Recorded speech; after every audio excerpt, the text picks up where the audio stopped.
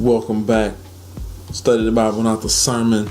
I am the broadcast journalist, LOCKSMIF. And they call me that because knowledge is the key. And this is the episode, part 2. Boaz foreshadows Jesus the Messiah. Not your Mr. Right, not your baby daddy, and not your next husband. Right? And so jumping right into it, actually not jumping right into it, let everybody go ahead and like and subscribe real quick. Thumbs up me real quick. Go ahead and share something real quick. Now, step 2. You must have resources to pay. Right? Obviously, you gotta have dough. Right? Sell myself into slavery. You can't buy me back if you don't have something as a medium of exchange. Right? Not necessarily dough, because they didn't necessarily have dough back then. Right? But there were other things that they exchanged that increased one's wealth. Right? Now, before we get into step 2 and 3, let's actually read something else. Right? Let's flip over to Numbers 35, because the kinsman redeemer could also avenge the murder of a family member. How? By killing another person, of course, right? Now, of course, these are under certain conditions. Let's read some of them. Numbers chapter 35, because we want to be concise, right? We want to get the whole story, right? And if you read the first 8 verses of number 35, it talks about the Levites getting those suburbs. I know I talked about that in the first video, and we read a little bit of it. It goes into detail, Numbers 35. We gonna pick it up at verse 9. Illustrious reader, come on with it, bro. And the Lord spake unto Moses, saying, What'd he say? Speak unto the children of Israel, and say unto them, What? When ye be come over Jordan into the land of Canaan, Then what? then ye shall appoint you cities to be cities of refuge for you, that the slayer may flee thither, which killeth any person at unawares. So we talking about people who kill people by accident. You got to have suburbs set up for those people who killed somebody by accident. Why?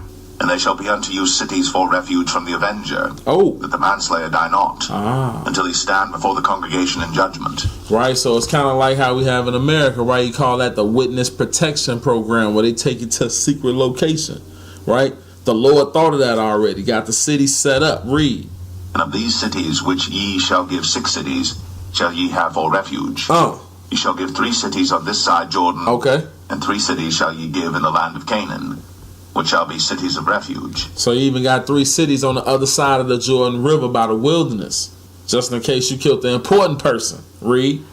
These 6 cities shall be a refuge, both for the children of Israel, and for the stranger, and for the sojourner among them, that every one that killeth any person unawares may flee thither. Notice that even then, it's still not regulated to Israel. Everybody want to make it like Israel is all physical and the church is all spiritual. Like, nah. It's always everybody, Israel and the stranger, even the stranger. So you mean to tell me that the Syrian could have came and accidentally killed the dude and they still gonna send him to the suburbs, huh? And hide out until he gets to stand in judgment. Turn up. The Lord is merciful and justice. Read. And if he smite him then with what? An instrument of iron, so that he die, he is a murderer. The murderer shall surely be put to death. All right, now quickly, we don't want to get it twisted. Now you hit somebody with a piece of iron, you a murderer, and we gonna stone you. Read. And if he smite him with throwing a stone, wherewith he may die, and he die, and he is a murderer. Yeah, of course. The murderer shall surely be put to death. Surely. Or if he smite him with an hand weapon of wood, wherewith he may die, and he die, he is a murderer. The murderer shall surely be put to death. And don't get it twisted, ladies and gentlemen. Just because I am not going to put you to death, please don't think that Jesus Christ is not going to wake you up out your death and then put you to death again. Please don't think that. Right? Hebrews 10 say it's a fearful thing to fall into the hands of the living God. Talking about Jesus Christ. Read. The revenger of blood himself shall slay the murderer. When he meeteth him, he shall slay him. Right? Talking about that dude who hit him with the iron, hit him, the murderer. When you catch him, get him. Read. But if he thrust him of hatred, or hurl at him by laying of weight, that he die, or in enmity, smite him with his hand, that he die, Okay. he that smote him shall surely be put to death. Oh.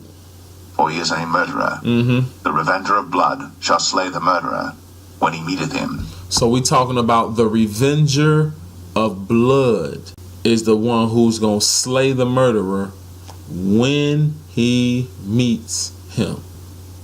I know, right? Gotta let that rest for a second. The revenger of blood. We still talking about the same kinsman here. Read.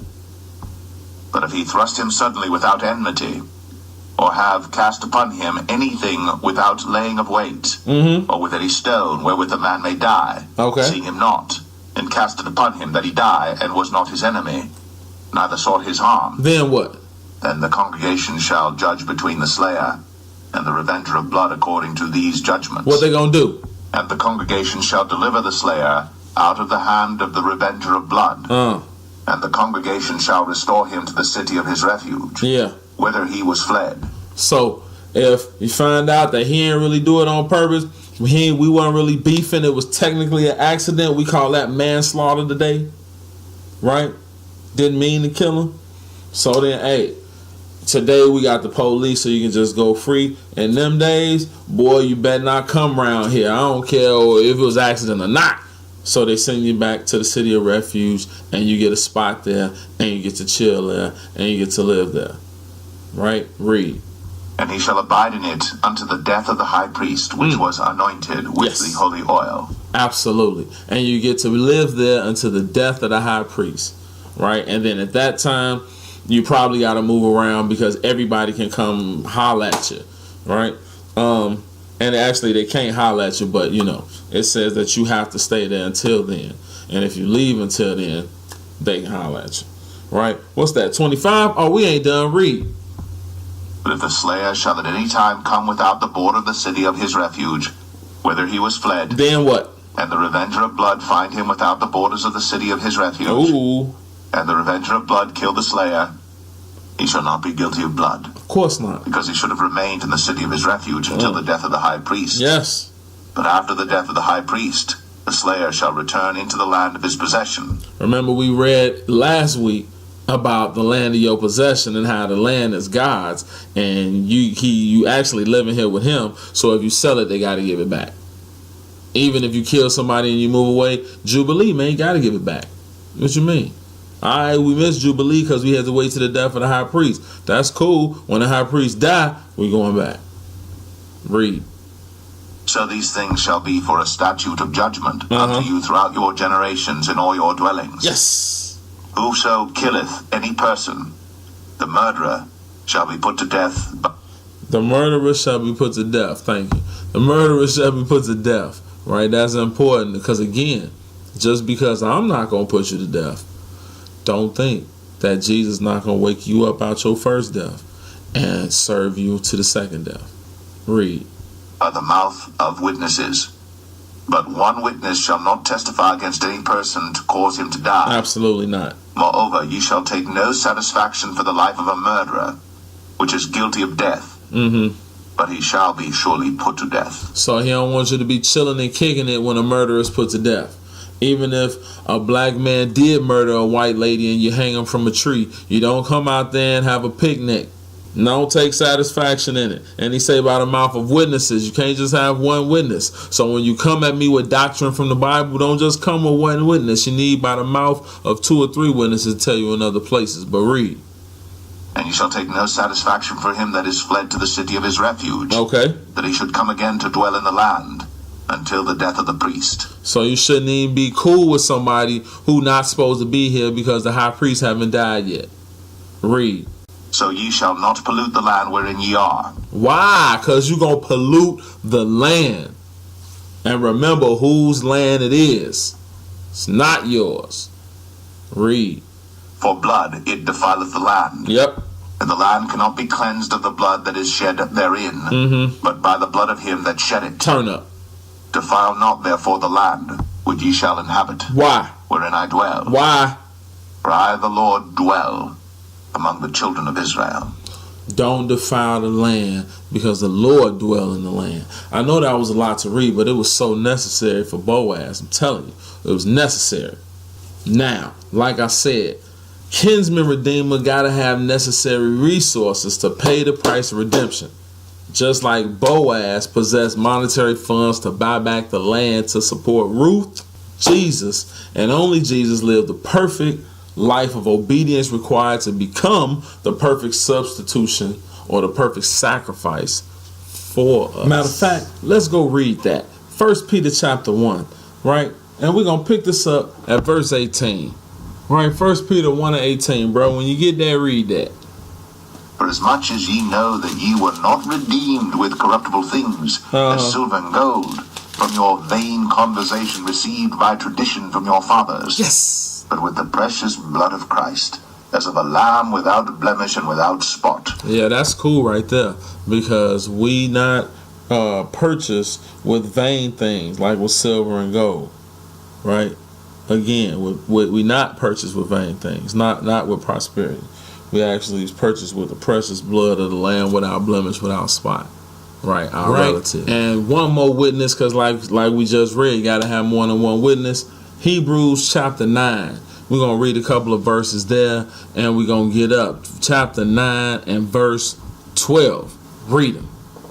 Neither by the blood of goats and calves, but by his own blood he entered in once into the holy place, having obtained eternal redemption for us. Right, eternal redemption, again purchased by his blood, not with money and not with bulls and goats.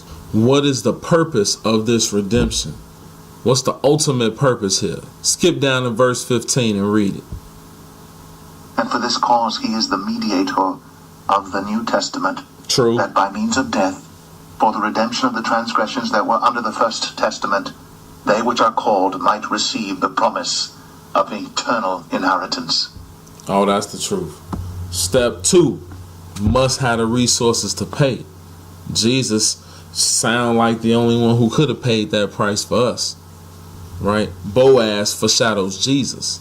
Study the Bible, not the sermon. Locksmith, knowledge is still the key. Boaz foreshadows Jesus, the Messiah, not your baby daddy, not Mr. Right, not Mr. Wrong, not your next husband, not your ex-husband. 1.